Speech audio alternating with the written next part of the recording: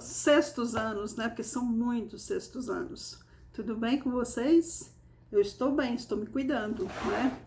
Morrendo de saudade já de dar aula, de trabalhar, mas a gente tem que respeitar o momento e receber as ordens, né? De quem nos dá as ordens. Então vamos lá. Hoje eu vou fazer uma recapitulação aqui, gente, da arte pré-histórica, tá? Vou ver com vocês aqui, vou mostrar umas cavernas lindas. Ó, veja aqui. Vocês lembram que eu falei para vocês que tinha duas grutas, uma na Espanha e outra na França. A da França se chama Lascaux e a da Espanha se chama Altamira. São as grutas que têm os melhores desenhos mais realistas, mais próximos da realidade do que eles viviam, tá? Vou ler um pouquinho para vocês aqui, porque é melhor do que só eu falar. Depois eu vou mostrar as gravuras deles. Gente, olha esse bisão, que espetáculo! Olha essa pintura rupestre. Olha, você vê que tem até luz e sombra. Então, é muito aprimorado. É um desenho muito bom, uma pintura muito boa. Aqui, a gente chama de positivo e negativo. É quando a pessoa coloca a mão e ele vai jogando tinta por cima da mão. Quando ele tira a mão tá clara, né? E, gente, como que eles faziam isso? Alguém tem ideia? O que eles faziam? Eles pegavam... Tem muitas plantas que é um canudinho oco. Uma delas é o cabinho da mamona, da folha de mamona. Se você pegar, você pode usar até para beber água. Então, eles colocavam a tinta dentro daquilo, ou então de um ossinho fininho de um animal, que também vai indo, ele fica oco, né? Porque tem o tutano lá dentro. Quando aquilo é assado, cozido, aquele tutano derrete e sai. E esse tutano, depois de sair, vai deixar o osso oco. Aí eles colocavam a tinta lá dentro e sopravam. Quando soprava, ficava o desenho da mão deles. Então, já é um desenho muito aprimorado da pré-história, né? Da arte rupestre. A arte rupestre, gente, e a arte pré-histórica é a mesma coisa. Ela só não é chamada de primitiva. A arte primitiva já é uma outra coisa, que nós vamos ver um pouco mais para frente. Então, eu vou ler aqui para vocês um pouquinho sobre a arte da pré-história. É até bom, porque aqui a gente vai revendo esses conteúdos, tá? Depois eu quero que vocês me façam desenhos pré-históricos também. A pré-história é um dos períodos mais fascinantes da história humana. Devido à sua longa duração, os historiadores a dividiram em períodos. Se tomarmos por base o desenvolvimento técnico, podemos considerar os seguintes períodos: Paleolítico, ou Idade da Pedra Lascada, do surgimento do ser humano e até de 12.000 anos atrás. Neolítico, neo é novo, né? Ou Idade da Pedra Polida, porque aqui eles já faziam os utensílios deles de pedras, mas eles esfregavam tanto uma pedra na outra que ela ficava lisinha, fazendo o quê? As próprias armas. Legal, né? Idade da Pedra Polida, 12.000 anos até 6.000 anos atrás. A Idade dos Metais e 6.000 anos atrás até o desenvolvimento da escrita. Olha que lindo que é a história do ser humano, como ele foi se desenvolvendo com o passar dos anos. Porque até hoje nós estamos em desenvolvimento, não é isso? Ou não? Como, porém, ela é anterior ao surgimento da escrita, não temos nenhum documento ou relato escrito desses períodos. Tudo que sabemos sobre nossos ancestrais pré-históricos é o resultado da pesquisa de antropólogos e historiadores. Quem estuda essas coisas antigas são quem, gente? Os antropólogos, que fica lá cavando assim com um pincelzinho assim, só tirando aquela poeirinha até achar alguma coisa concreta. Eles reconstruíram a cultura humana pré-histórica, com base nos objetos encontrados em várias regiões do mundo e nas pinturas e gravações do interior de muitas cavernas da Europa, no norte da África, na Ásia e no continente americano. Nós temos aqui no Brasil arte pré-histórica? Temos. Temos sim.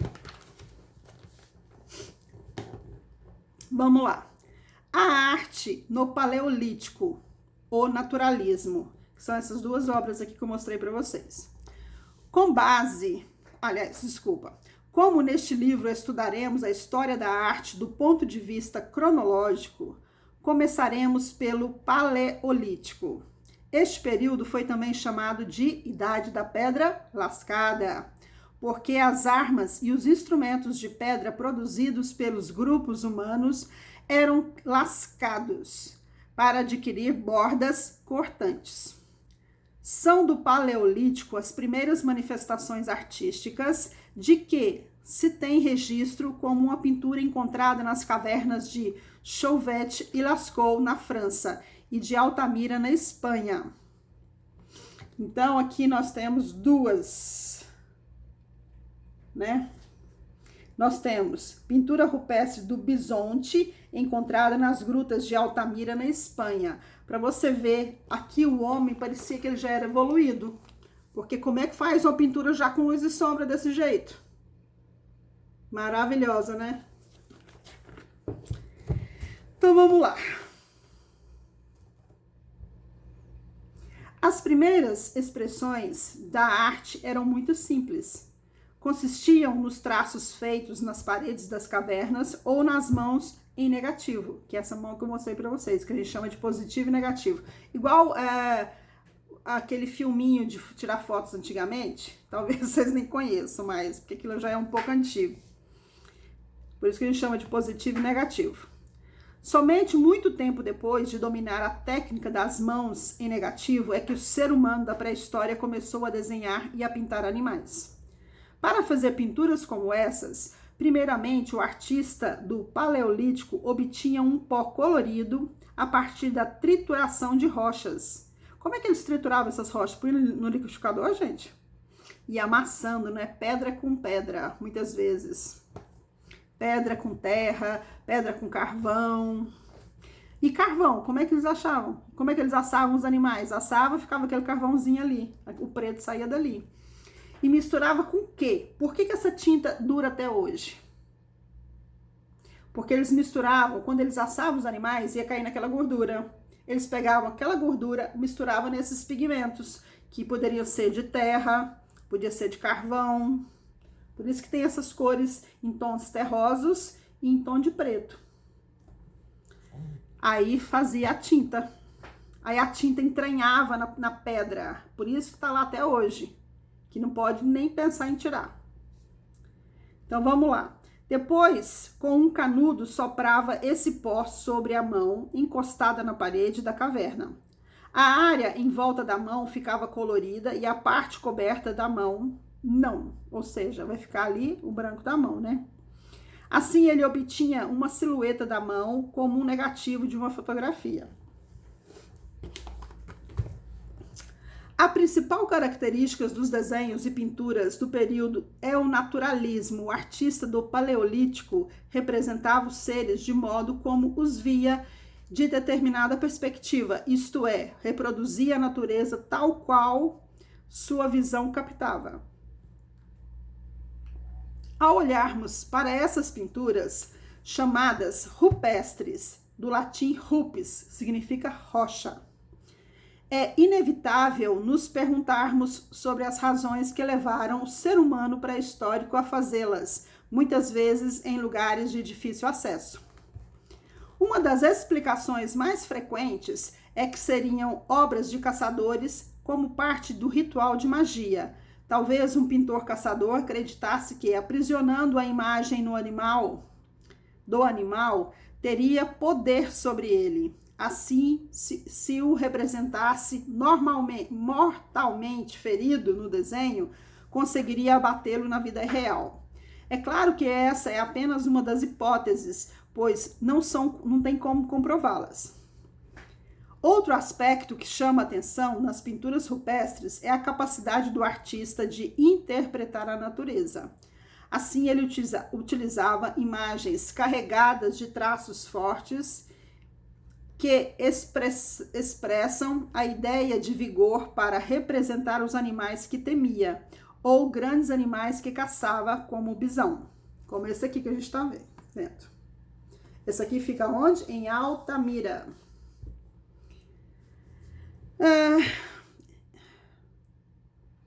Em pinturas como essa, o ser humano das cavernas utilizava óxidos minerais, ossos carbonizados, carvão vegetal e sangue de animais. Os elementos sólidos eram esmagados, dissolvidos na gordura dos animais caçados, tá vendo?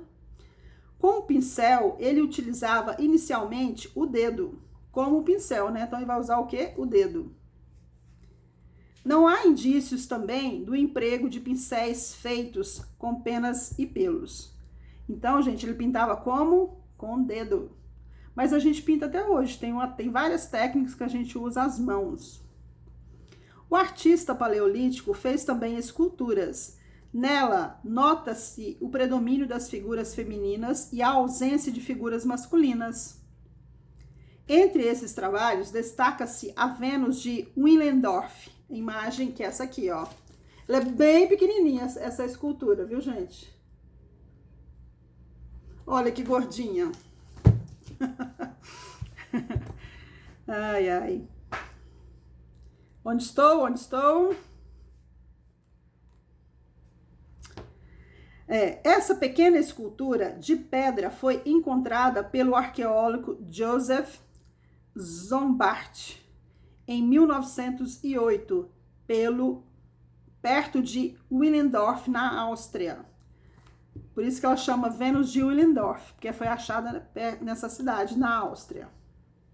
A data de aproximadamente 24 mil anos. Observe alguns de seus aspectos. A cabeça sem diferenciação evidente entre relação do pescoço e os seios volumosos, o ventre saliente e as grandes nádegas. Então, parecia que ela estava grávida, né? A arte no Neolítico. Neo é novo, né, gente? O período Neolítico foi também chamado de Idade da Pedra Polida, porque nele se desenvolveu a técnica de produzir armas e instrumentos com pedras polidas por atrito, que se tornava mais afiada. Ainda neste período, deu-se a chamada Revolução Neolítica, o início da agricultura, da domesticação de animais, que permitiu ao homem a substituição da vida nômade, errante. Nômade porque eles viviam andando, procurando coisas, né? Um lugar mais quente, animais para comer, para caçar. Por uma vida mais estável. Esse fato tornou-se profundamente a história humana, pois, com a fixação dos grupos humanos, houve um rápido aumento populacional e desenvolvimento dos primeiros núcleos familiares, além da divisão do trabalho nas comunidades. A partir daí, o ser humano criou técnicas como a tecelagem e a cerâmica e construiu as primeiras moradias. Como ele já havia conseguido produzir fogo pelo uso do atrito, pôde, com o tempo, derreter e trabalhar metais. Certamente, a arte do Neolítico refletiu todas essas conquistas. O poder de observar os aguçados sentidos do caçador-coletor do Paleolítico deram lugar à atividade mental e reflexiva do camponês do Neolítico. Como consequência, o estilo naturalista foi substituído por um estilo mais simples e geométrico, com sinais e figuras que mais sugerem do que reproduzem os seres. Eis aí a primeira grande transformação da história da arte. Vai começar a dar aula, me dá coceira no nariz. Observe nessas pinturas do Neolítico em que, em vez de representar que busca imitar a natureza, temos figuras com poucos traços e poucas cores. As formas são apenas sugeridas. Não foram, porém, apenas as características das formas representadas que sofreram mudanças. Os temas também mudaram. O ser humano passou a ser representado, suas atividades cotidianas e coletivas. Daí surgiu um novo desafio do artista, de sugerir momentos por meio da imagem fixa. Vamos ver as imagens como eram? Olha como eles simplificaram as imagens. Olha aqui, cheia de movimentos, porém muito simples. Olha aqui os animais. Eles caçando.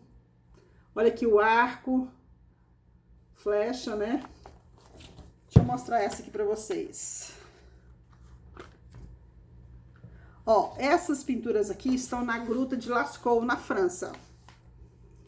Lascaux, olha que lindas. Olha os cavalos.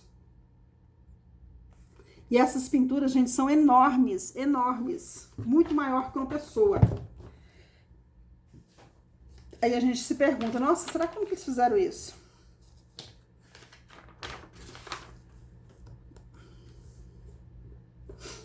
Vamos lá. Só mais um pouquinho aqui. Note como há uma cena retratada, uma evidente intenção e transmitir a ideia de movimento pela oposição dos braços e das pernas. Você vê que as pernas estão flexionadas e abertas, né? Aquele movimento mesmo de caça. Essa preocupação com o movimento levou à criação das figuras mais leves, ágeis, pequenas, com poucas cores. Com o tempo, tais figuras reduziram-se a um traço, muito simples, mas capazes de transmitir sentido a quem as via. Dela surgiria depois a primeira forma da escrita, a escrita pictografia, ou pictográfica, na qual os seres e as ideias são representados por desenhos. Então, gente, a arte rupestre foi a primeira expressão do homem no planeta Terra. Por isso que ela é tão importante. Se você pegar uma criança, qual a primeira expressão da criança? É a escrita?